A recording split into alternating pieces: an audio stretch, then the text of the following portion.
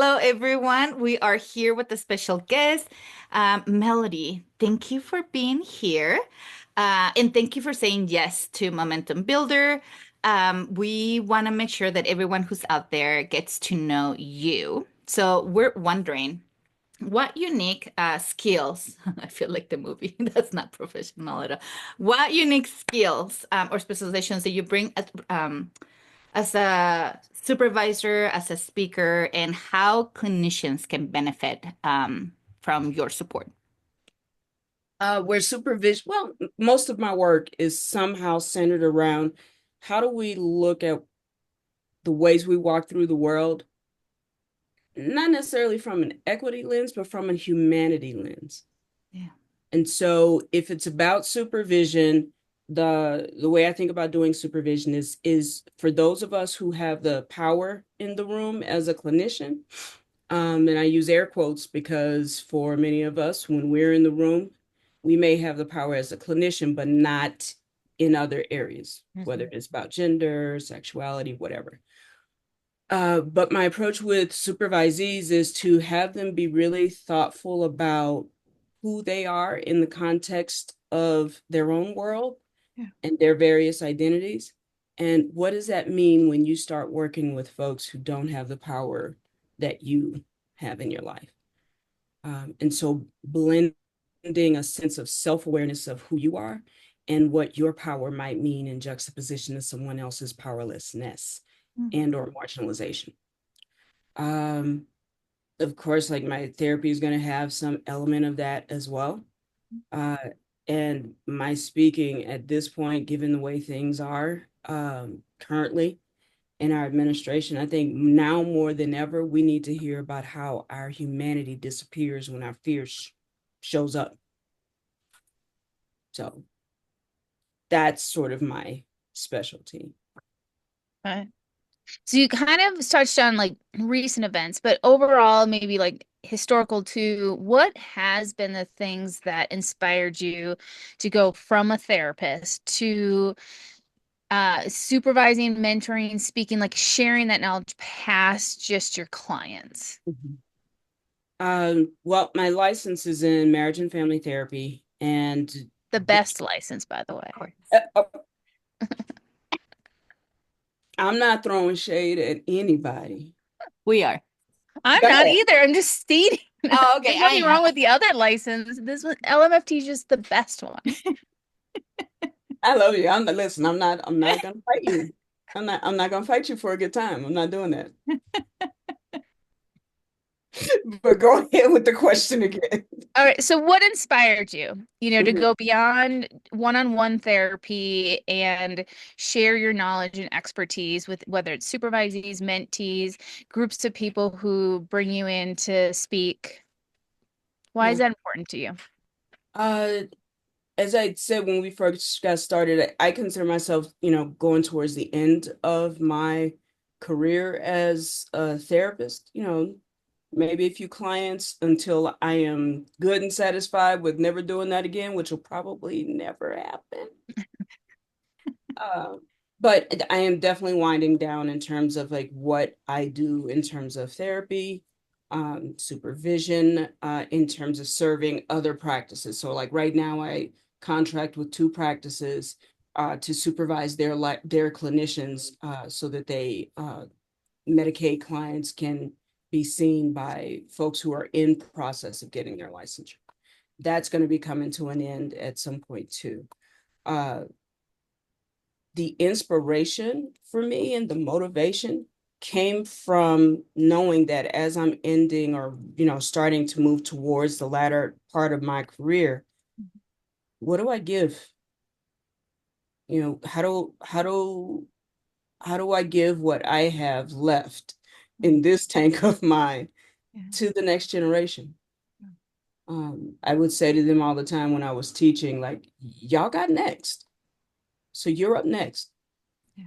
So I want someone who in this world doesn't feel seen, doesn't feel heard, feels erased, has to run from annihilation, to feel like there is safety in your presence. And that's the motivation. Nice. I was like, someone is running for politics, but okay. What are the most common challenges therapists face in their professional growth, as you were started mentioning earlier, and how do you support them in overcoming those barriers? Uh, Depending on a therapist, more often than not, um, I run into their concerns about imposter syndrome, Mm, how to handle the more acute clients. And that's an interesting topic these days because I would say in the last 10, 15 years, the acuity of clients who are just going to private practices or community centers are much more, is higher, is really high, yeah. comparatively speaking. Um, I worked in residential for years, and so there are folks that I know I'm supervising, their cases where those folks could easily be in day treatment, residential, intensive outpatient, those kinds of things. But that's who's coming to community centers. So that challenge of seeing those more acute clients and or high risk, specifically around trauma. Yeah. Mhm. So you kind of, this is your specialty, and you talked about it when you mentioned the expertise you bring, but maybe you could speak a little bit more specifically of how you incorporate cultural humility and that responsiveness when working with either supervisees or mentees, Mhm. or even like, I think, especially like groups of people as well. Yeah. Um, in terms of the piece around humility, the way I try to lead with whether it's trainings, therapy, supervision, or whatever, is through a lens of vulnerability. And so for me, I think there's an element of vulnerability of knowing, owning, and putting forth those identities that the world wants to annihilate Mm, and operating from that, from a place of knowing the intensity of what that means. And I share that where appropriate with clients, mhm, certainly with supervisees, and most definitely with, audiences. Hmm. I had I did a talk with Littleton Public Schools a couple weeks ago. They were going over their data and wanted to figure out how to better support their Black students. And it was a 2 hour presentation. We had it planned in such a way that the first hour was going to be me talking. Second hour was going to be a panel of students who were in LPS, who were Black and what their experiences were. Not from the place of wanting them to bleed for the sake of other people's learning, but from the place of when you've been harmed in this system, who made you feel held and what did they do so mm, that people had a way to go with it. And for them to focus on that feeling, not the feeling of the injury. I started to talk off with 3 very short stories about me from a place of being a Black woman. And one of them was me going, being en route to my own therapy on 6th. And 6th, if you know, is this kind of swanky area with all these massive houses and whatnot. Lowly therapists like myself can't afford. But I'm on the way to this place and I'm speeding, admittedly, and the police stop me. And so as he's walking from his vehicle to mine, I'm thinking, all right, do I call my mom, tell her I love her? Do I call, my siblings and put them on the phone so that they can listen? And so, it worked out fine, but those were the thoughts that went through my mind. And yeah, I shared that as one of the beginning stories of my experience. yeah. So as we're getting ready for the students to come in, one of the teachers, counseling folks say, hey, we just got a call. The students have been stopped by the police. My heart dropped. Yeah. Yeah. 3 Black students in the middle of a school day in Littleton stopped by the police. And so you could feel Yeah. the energy in the room shift because I was vulnerable enough to have shared that in the beginning. Yeah. There's no way I could have set that up. And I did it at the last minute on a whim. Yeah. And so for me, the humility, the vulnerability is about sharing enough of myself, not to bleed, again, for other people, but to say, this is what my experience is. and me be open enough to know that I might be a part of someone else's pain. Yeah. That's where the humility part comes in. Mhm. Beautiful. So for everyone who's listening out there, when we talk about countertransference or like we need stories like this in the therapy session for therapists to share, to validate, to give space for them to feel comfortable talking about this. This idea that we don't share that, that is not helpful for the client, nor is helpful for the therapist. So thank you for naming that today. Well, and especially like, for all the privileged therapists to be able to acknowledge and have space to say, yeah, how have I hurt others? Yes. That's important. Yes. Beautiful. Yeah.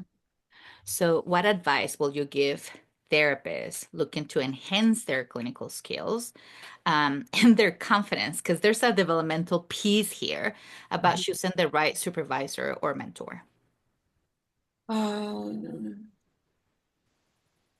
Confidence, and what else am I advising them about?